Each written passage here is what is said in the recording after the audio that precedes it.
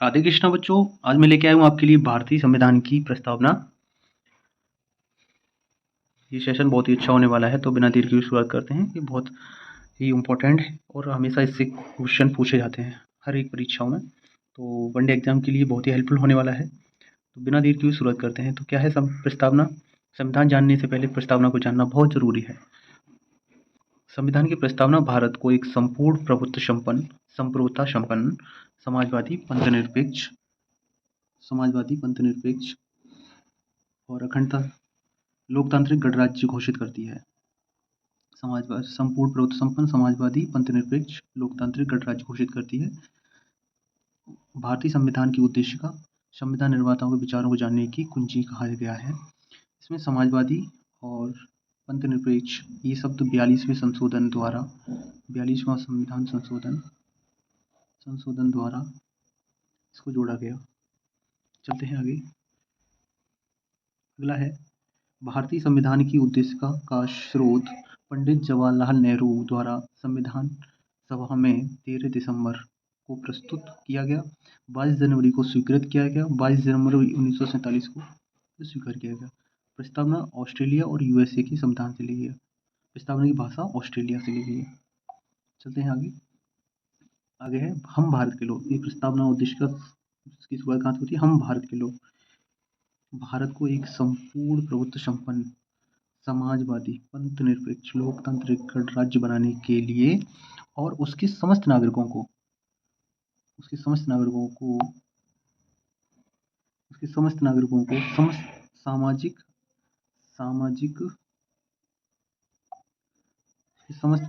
सामाजिक आर्थिक और राजनीतिक न्याय। ये 3 न्याय हैं, सामाजिक, आर्थिक, राजनीतिक न्याय। क्वेश्चन पूछ लेता है कि सामाजिक कितने प्रकार के न्याय हैं उद्देशिका में? तो 3 प्रकार के। विचार, अभिव्यक्ति, विश्वास और धर्म की उपासना।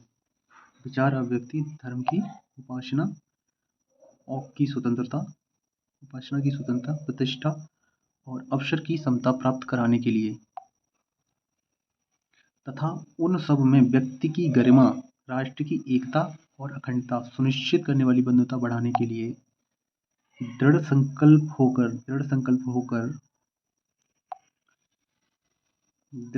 होकर इस संविधान सभा में आज 26 नवंबर 1949 को ईस्वी मित मार्गशीर्ष शुक्ल सप्तमी संवत 2006 विक्रमी को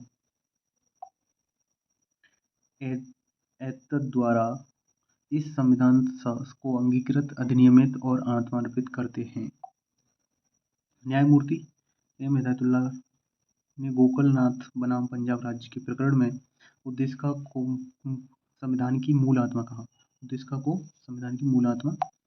कहा। पुनः के.एम. मुंशी ने उद्देशिका को राजनीतिक जन्मपत्री की संज्ञा दी।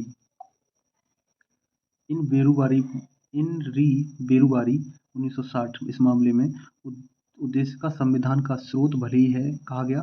बेरुबारी मामले में कहा गया कि उद्देशिका संविधान का स्रोत भले ही है, किंतु यह संविधान का अंग नहीं है। इसके न रहने से मूल उद्देश्यों में कोई अंतर नहीं पड़ता है। उद्देशिका संविधान निर्माताओं के आशय को समझने में मदद करती है। यह संविधान निर्माताओं के विचारों की कुंजी है। केशवानंद भारती बनाम केरल राज्य 1993। अगला वादा है केशवानंद भारती बनाम केरल राज्य।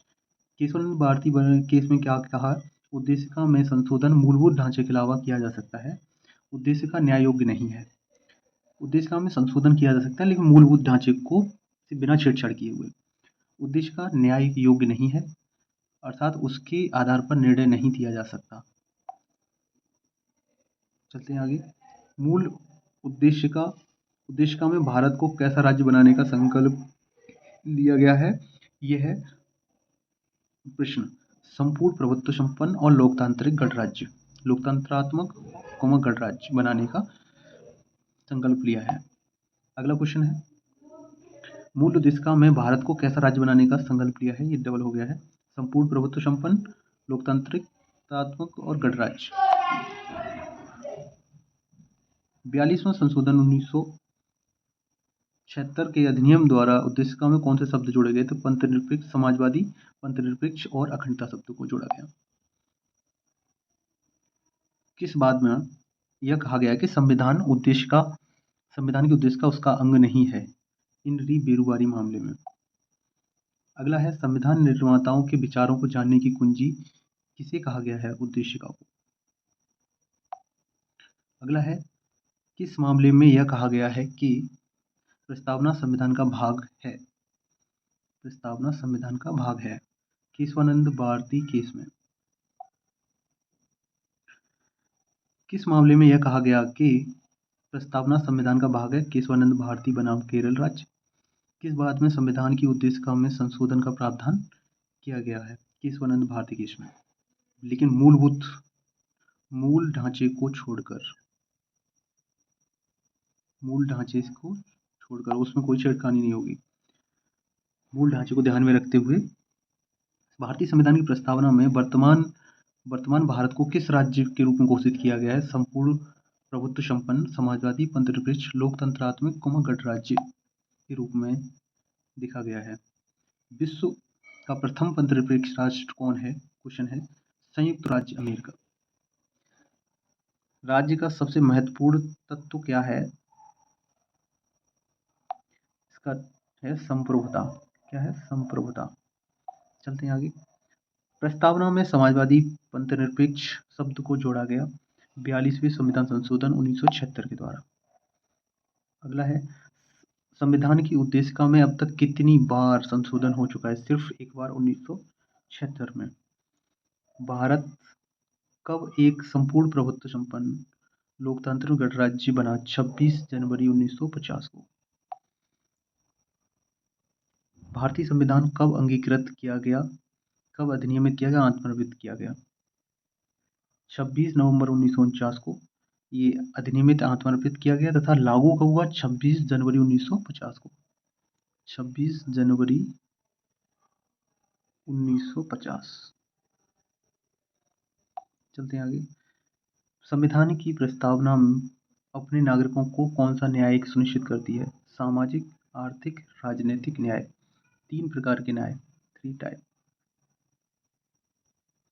टाइप के न्याय हैं। किस बाद में पंथनिरपेक्षता को संविधान का आधारभूत ढांचा घोषित किया, SR बॉम्बई बनाम भारत संघ बाद में। अगला है, पंथनिरपेक्ष से क्या समझते हैं आप। पंथनिरपेक्ष 42वें संविधान संशोधन द्वारा जोड़ा गया।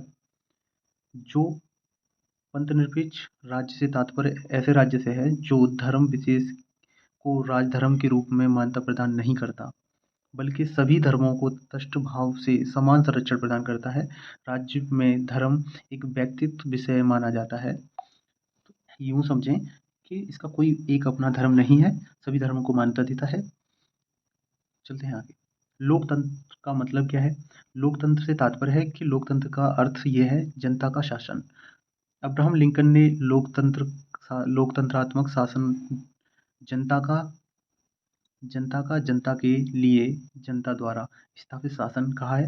भारत में जनता द्वारा निर्वाचित प्रतिनिधियों के माध्यम से निर्वाचन किया जाता है, उसके माध्यम से शासन चलता है। लोकतंत्रात्मक प्रणाली या प्रतिनिधि प्रणाली कहा जाता है इसे। प्रतिनिधि जो हमारे द्वारा चुने जाते हैं उनके माध्यम से जो शासन चलाया जाता है उसे लोकतंत्रात्मक शासन कहा जाता है। जनता का शासन, जनता द्वारा चुने हुए लोगों के माध्यम से शासन चलाना। उद्देशिका के अनुसार भारत के शासन में सर्वोच्च सत्ता किसमें निहित है, हम भारत के लोग, भारत की जनता। संपूर्ण प्रभुत्व संपन्न का अर्थ क्या है, भारत अपने आंतरिक और बाह्य सभी मामलों को पूर्णतः स्वतंत्र है। भारत के संदर्भ में धर्मनिरपेक्षता का सही भाव क्या है, धर्मनिरपेक्षता, भारत में राज्य का अपना कोई धर्म नहीं है, सभी धर्मों को मान्यता देता है। भारत की प्रस्तावना में भारतीय संविधान में कौन सा भाग संविधान की आत्मा का है, संविधान की प्रस्तावना।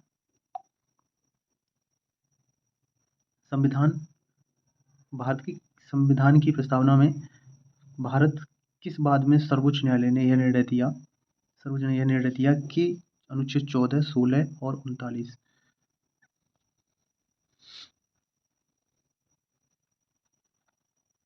अनुच्छेद 14 और 16 अनुच्छेद 39 के अंतर्गत स्त्री पुरुष और दोनों को समान कार्य के लिए समान वेतन का अधिकार एक संवैधानिक लक्ष्य है। यह एक मूल अधिकार है। रणधीर सिंह बनाम भारत संघ।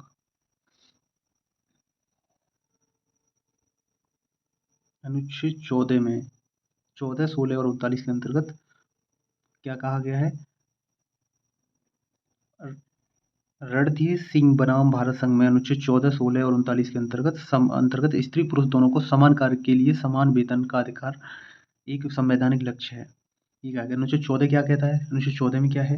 विधि के समक्ष समता, विधि के समक्ष समता और विधियों का समान संरक्षण। सभी को, सबके लिए इक्वल विधि है, न्याय है, कानून है। तो अनुच्छेद 14 कहता है। और 15 क्या कहता, 16 क्या कहता है? 16 है सभी लोगों के लिए समान अवसर मिलेंगे। समान अवसर, सभी लोगों के लिए समान अवसर मिलेंगे। 16 में क्या 39 क्या कहता है? समान 39 क अनुच्छेद 39 क कहता है समान न्याय होगा, निःशुल्क विधिक सहायता होगी, विधिक सहायता होगी। ये 39 का जो है 42वें संशोधन द्वारा जोड़ा गया था। इसको संविधान संशोधन 42वें संविधान संशोधन जोड़ा गया। चलते हैं आगे। आज के लिए इतना ही। तो सेशन अच्छा लगा हो तो सभी लोग लाइक और शेयर अपने मित्रों के साथ शेयर करें और सब्सक्राइब करें। चैनल जो नए व्यक्ति हैं वो अपने चैनल को सब्सक्राइब करें। थैंक यू, बहुत बहुत धन्यवाद।